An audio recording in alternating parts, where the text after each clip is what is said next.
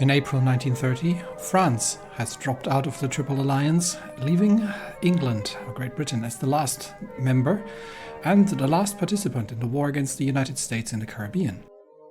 This has freed up our submarine fleets to head south to intercept transports that are supplying the Caribbean islands, and our battle fleet in the Atlantic is both hunting the last remnants of the British major fleet. There is one larger group of 3 battleships, a light cruiser and 3 destroyers that is operating in the area, and we are not being threatened in the invasion of the Bermudas. Meanwhile, a heavy cruiser group near off the coast of Venezuela is hunting British light cruisers and submarines, and we are launching a naval invasion from the Pacific into Guatemala to stop the British invasion of Honduras, which has now also lost the French participation in the armed conflict on the ground. After a long chase through the Caribbean Sea, USS Maryland and USS Helena have finally received a message from a transport convoy near the Panama Canal that has been intercepted by the 2 British heavy cruisers they've been chasing. We've been able to catch them, and we will engage with the help of USS Phelps and McDougall, 2 Porter-class destroyers.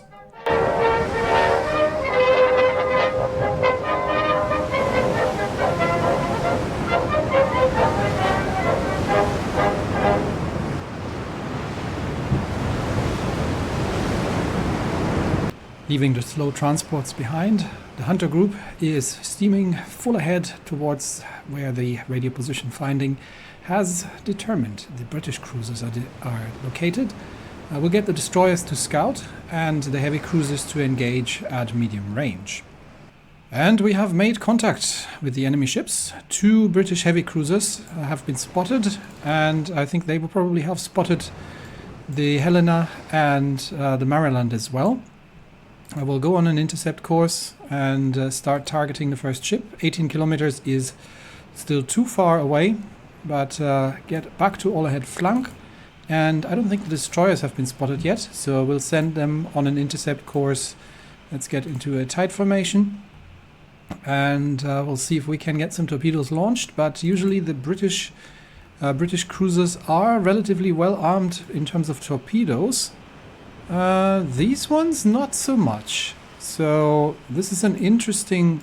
I'm not sure if we've encountered these ships before, but it looks like they are gun cruisers, and they're actually opening up from long range here. So they might have larger gun calibers. I wonder if these are the sort of Dunkirk-like. And First Blood from a 9-inch shell. So definitely a little bit larger in terms of caliber. But 16 kilometers is still too far for Helena's 8-inchers to engage. After several hours of fruitless chase, it turns out that these British cruisers are significantly faster than our ships. The USS Phelps has taken some damage and does have to retreat, which leaves McDougall as the only remaining ship that is capable of at least somewhat keeping up with them at flank speed. The problem is that they are heading towards the transports, and we cannot actually intercept them because our ships are simply not fast enough to get into range. The 8-inchers on Helena and the Maryland have a range of 14.8 kilometers, but we are at this point almost 24 kilometers away. So the only one who can even get into range are the destroyers. The problem is obviously before the destroyers get into effective gun range, these things are firing back. So we'll do what we can, trying to shadow them, and try to we'll try to launch some torpedoes and see if we can get them to divert in a different direction. But this is a bit of a problem because these things can do over 37 knots, which is significantly faster than anything we have.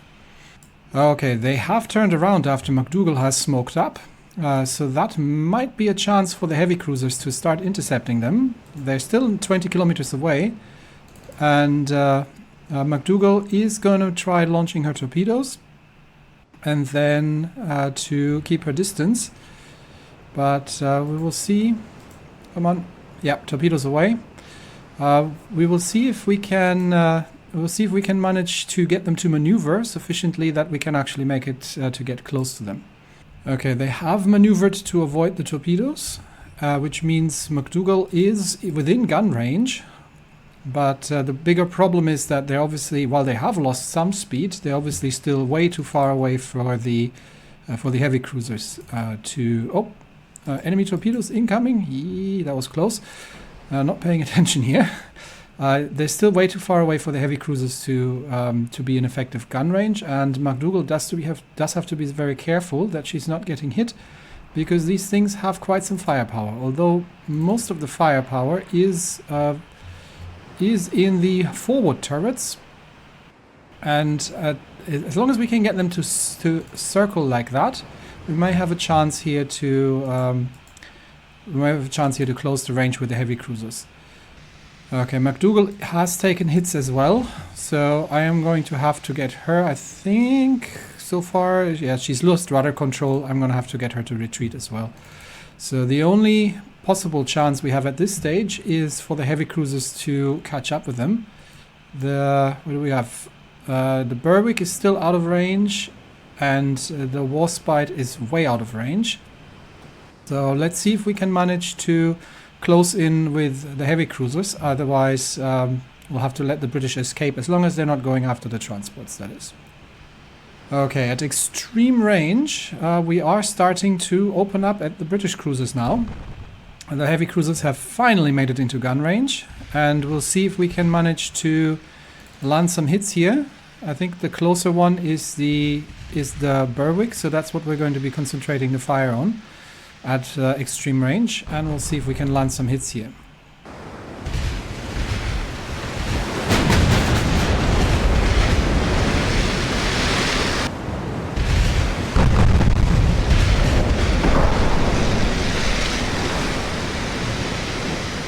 Okay, we are starting to land. We're starting to land some hits. I am going to switch the main guns to forced armor-piercing shells now.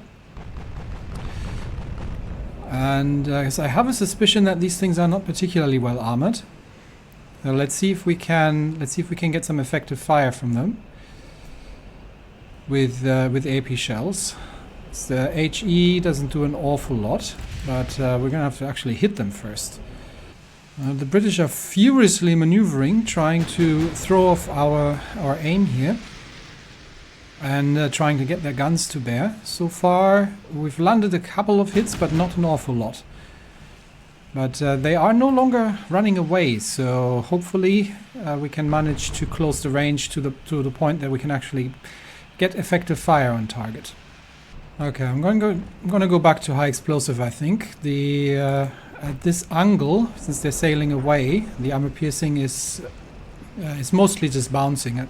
It's bouncing now, so in that case, we're probably better off using HE shells and see if we can at least set some fires here.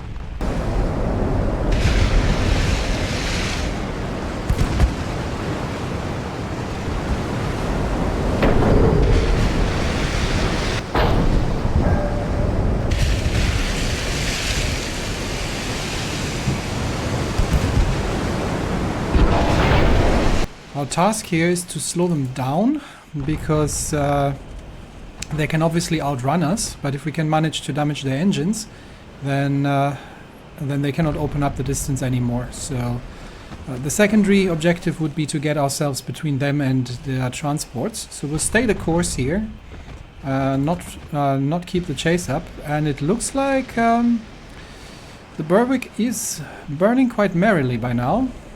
And the Warspite's actually turning around to give battle. That would be much appreciated. Yeah, they're both turning now. So we will try again to switch to armor-piercing shells and see if we can do some damage to these ships. They do have torpedoes, but I haven't seen any deck launchers, so these might even be underwater torpedo launchers. Let's see if we're able to penetrate any part of their armor with 8-inch armor piercing. Also, dispersion is hilariously bad on on the Baltimores. I am not quite sure what's going down here, but please focus all fire on the Berwick, which is the ship that is currently damaged. I mean, look at this.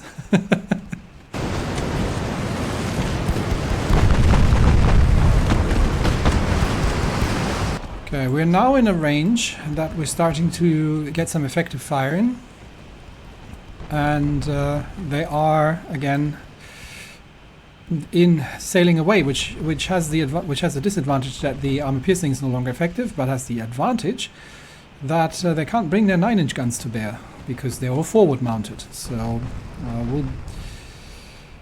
we'll see what we can do. Okay, Berwick has developed engine problems now, which means we are going to have to adjust our course again here. Which means we are hopefully finally able to catch up to this ship and finish her off. In which case, I am actually going to start targeting the main guns on the Warspite, because I'm assuming that the Berwick is going to start to fall out of formation, and we can finish her off with the secondaries. The Baltimores have 5-inch secondaries and 2-inch secondaries, so. If they can close the range here, they should be able to do a fair amount of damage on the slowing down Berwick. While it's imperative that we're damaging the Warspite sufficiently as well, that she is going to be slowing down too. Otherwise, she's going to run away.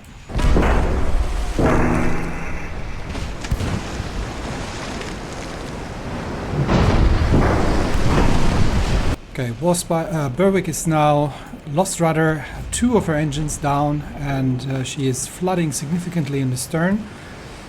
She's being worked over with the 5-inch guns, but Warspite has managed to pull ahead, unfortunately, and so far, except for a couple of fires, has not really taken any major damage. So while I'm pretty certain that we're going to get the other one, this might be another case where she might get away in the end if she decides to run for it. We are now overtaking the stricken Berwick, and I don't think she's going to be combat effective anymore at this point, hopefully. She should be listing too heavily, so the 2-inch secondaries are now busy as well, and that should be enough to finish her off. And the question is if we can still catch the Warspite. That one is definitely going down.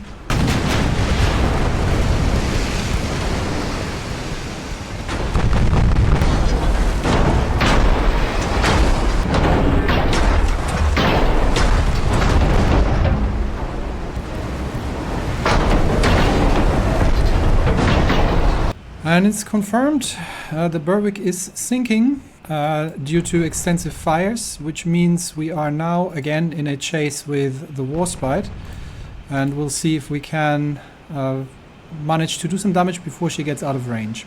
And we have started landing hits on the Warspite. She's lost rudder and she is flooding in the stern, but she is still trying to get away. However, I'm not sure how much speed she can still make. It's the Berwick. Warspite can still has a top speed of right now it's doing 32 knots, so she can maintain the distance, but she cannot actually get away anymore. And both Helena and the Maryland have most of their guns forward, whereas that thing in a stern chase is not having a good chance of actually getting any shots off. Alright, Warspite is significantly flooding in the rear. She's developed engine issues and her speed has dropped down to 25 knots. We've got her. Now it's just a matter of closing the remaining range and then getting all the guns on target. But that should be it. This has been significantly difficult due to the speed advantage that the British were having. And took a lot of work to actually make that happen. And it goes to show again that the side with the faster ships really has the opportunity to dictate the engagement. If the British hadn't turned around, they almost managed to run rings around us and catch up with the transports. Alright, she's lost all of her engines now, which means we can change course slightly to get the rear guns on target as well. and effectively finish her off. Let's get back to automatic selection, because we are running a little low on armor-piercing shells after this engagement. So we'll switch to high explosive and finish her off.